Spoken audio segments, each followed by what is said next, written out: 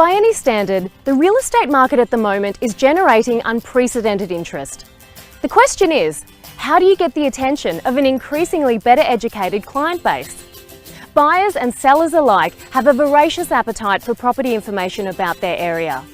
Area profile booklets are the perfect answer for the current mood. You may have noticed these types of publications popping up in your letterbox. They contain sales data and historical trends of all properties sold in your suburb or postcode over a given period of time. Personalise your report with your own properties and profiles highlighting and demonstrating your successes. Area profile booklets are available both in hard copy and online versions. The high retention rate of the hard copy version makes it an ideal product to letterbox drop and generate your next inquiry, whilst the online version can be sent to your existing database, eager to know the latest market trends in your area. Want to know more about area profile booklets? Click the More Information button or contact our Printforce specialist to discuss various options available.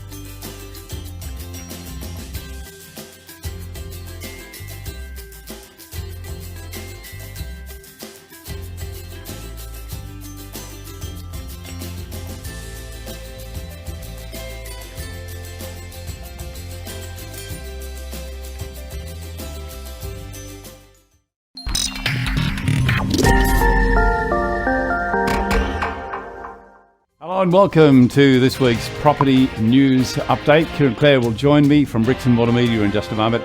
And these are the stories we're tracking this week. When one won't go. What about moving over Byron Bay, where celebs hide away? Don't smash it. It's better if you slice it.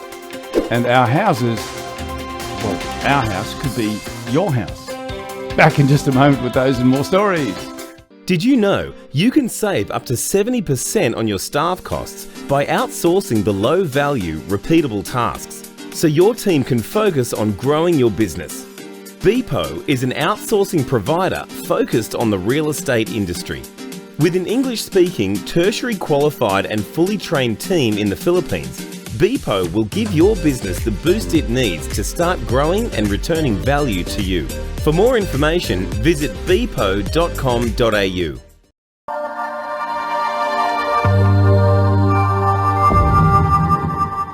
And joining me once again after a bit of a break, Kieran and Clair. Nice to have you back, my friend. How are you? I'm good, thanks, Kevin. They're very intriguing headlines, a few of those. Very intriguing. Well, I spent a lot of time agonising over those. Yeah. But, I think people will want to stay with us for those last ones.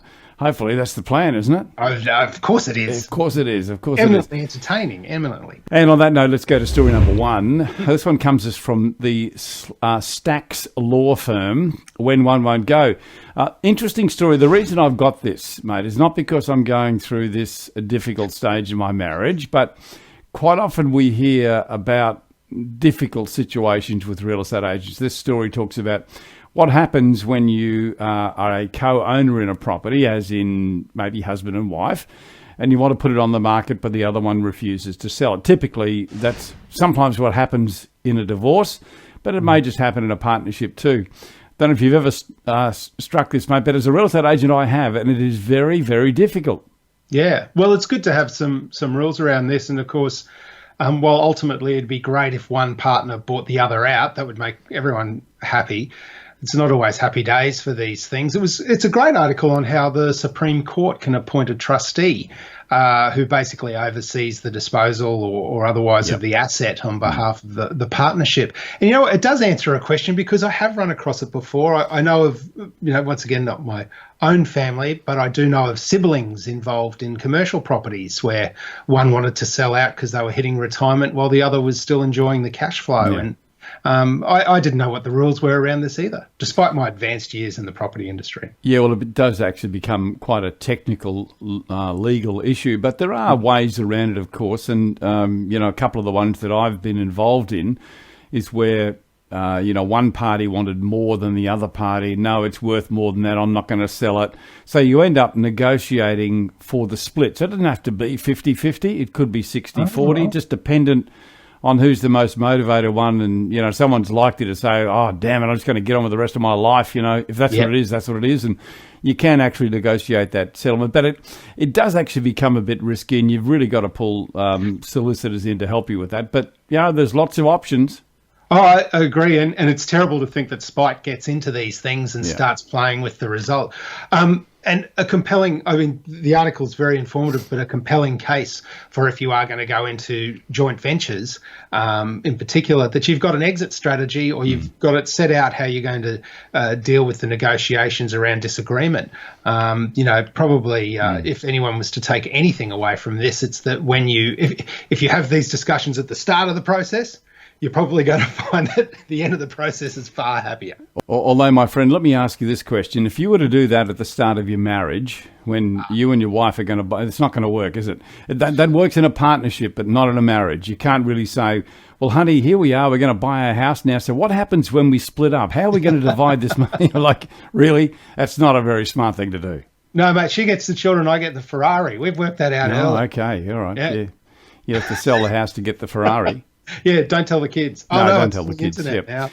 Hey, reminder that Real Estate Talk is out tomorrow. What not to do with commercial property. There you go, Kieran. You're just talking about commercial property. We're going to tell you what not to do, why it pays to shop around and how to do it. Older stock levels are declining. Interesting insight here into what's likely going to happen as we head towards the end of the year. Think twice before you help the kids, and new home sales are increasing. All that in Real Estate Talk, which is out tomorrow. Kieran Clair, my guest on Property News Update this week, and we're going to have a look at a story from News Limited now. Move over Byron Bay. Everyone wants to go to Byron Bay, but there are other places, Airlie Beach being one of them, where you can get things like private chefs, champagne on arrival, VIP concierge, super yachts at your disposal. That sounds like your next holiday, Kieran. Yeah, or maybe I own the house that you're renting. That's what I'd like to think it was. Yeah, that's right. Case. I was glad you ran this one. Actually, my good mate Elizabeth Tilley from the Courier Mail was behind these. We used to sit across the desk from each other and talk about great trips for work. And she managed to go up and stay at Mandalay House up there at Airlie Beach and file a few stories. Flying in on helicopter, I think, made her pretty happy at this stage. Yeah. But this is a really interesting story for Airlie Beach. The town basically decimated by Cyclone Debbie. Yeah. And this comeback now as to being, what was one of the descriptions of it? It's Little Monaco in North Queensland now with these great houses. And the one that Liz Tilley visited, Mandalay House, someone paid $14 million for it and then knocked back $25 million, and now you can rent it for $20,000 a night. A night, yeah. Yeah. No. Even if we split it, I'm not sure that we could make that. 20 grand a night. Gee, you'd have to have... You wouldn't want to go to sleep, would you?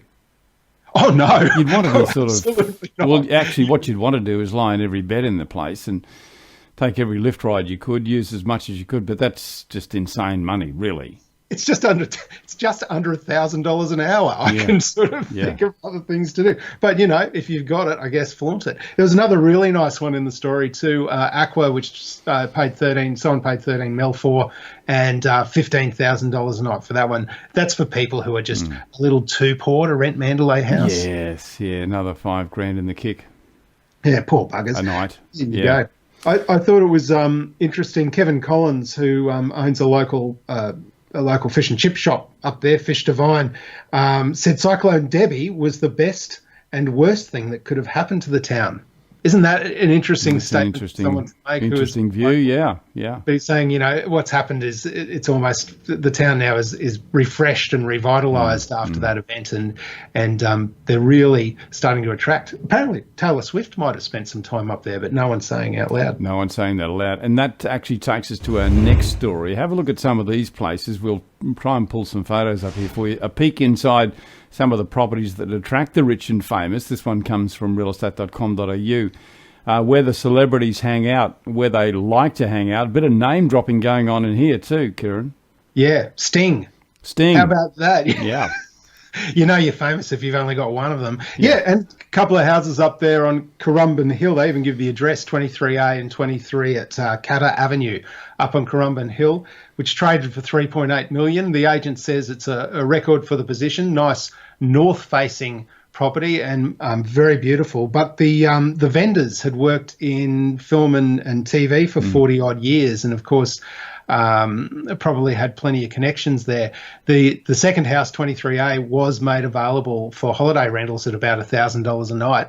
And Sting is one of the people who are in the guest book. So there might have been a few people who'd paid a guest book premium to get a hold of it. Absolutely. Well, I tell you what, I think I'd much rather pay $1,000. Not that I would a night rather than $20,000, which we heard in the previous story. Hey, Currumbin Hill. Would you say Currumbin Hill? Yes. Yeah, I seem to remember that as a kid, and I don't know exactly where it is. It obviously in Currumbin, but wasn't there some sort of a museum on top of that at some stage? I thought that was I thought it was Magic Mountain. Was it the one that that you used to have to catch the chairlift up to it? Yeah, that's the one. And it had all the stuff. I remember that too, Kevin. Surely that was only 15 years ago or something. Oh, mate, it might have been a bit longer than that. Are you sure? Okay. Yeah, well, mate, I'm a bit older than 15, I can tell you, and it was when I was a kid, so that's going way, way back. But I know. It's a crackerjack spot. Like, you sit right up there and just gaze straight up the coast on this thing. It's a northern view, probably through to Surfers Paradise and beyond, I imagine. Yeah, well, our good mate Andrew Bell from Ray White Surfers Paradise, he watches the show. He might be able to tell us about that one. Andrew, let us know what the rundown is on that one, my friend. Okay, I'm going to take a break now. When we come back, another couple of stories, and one in particular I'm going to play for you. The theme song, I reckon, that's behind every real estate show in this country anyway, mine included. Back in just a moment.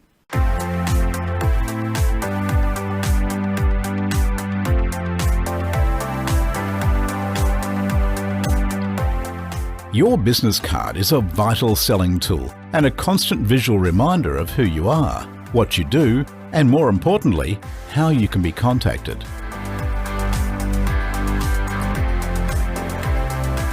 Introducing our new Velvet business cards, featuring a luxurious premium laminate that has a velvet texture and is soft to the touch.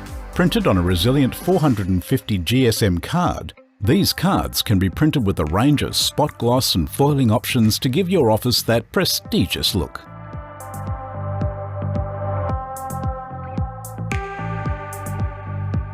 Welcome back to the show. We'll take you to that theme song for every real estate show, radio show anyway, in Australia in just a moment. Before we do, here's story number 4. This one comes from ITV, a new provider. Don't smash it. It's better if it's sliced. Now, I've got to say here, the only reason I put this one in is because I found it so refreshing that in Australia we were talking about smashed avocado and how if you go and have smashed avocado for breakfast, you can never afford to buy a house. Yet here it pops up as the latest story in the UK. So the trend has now hit the UK. Yeah, that's right. It was an author who's put out a story. He's an author in his late 30s, so he's counting himself as part of the millennial set, Joseph C. Steinberg. Yep. Basically, the book has looked at the idea that the problem with all sorts of problems plaguing millennials in the UK is not their fault, but the fault of the baby boomer generation. The only thing I would say actually about the smashed avocado call from Australia, Tim Gurner gets a lot of credit for it, but I'm pretty sure Bernard Salt was the man who I reckon Bernard Salt. That tickled my fancy. I think, and Bernard probably saw that, or if he didn't, he's going to see this. And I think full credit to Bernard. He came out, it would have to be 5 years ago, wouldn't it? Yeah. Oh, he had a column in the Australian, and one of his great, there was a bit of parody going on there. He was a bit tongue in cheek, and then it just ran like wildfire. It went crazy, across the shores. It's still quoted today, and as we can see, it's now over in the UK as well. So good on you, Bernard. Bit of homegrown notoriety there. Well done. Okay. Oh, so I was going to say, it was two of the stats I found interesting in this one.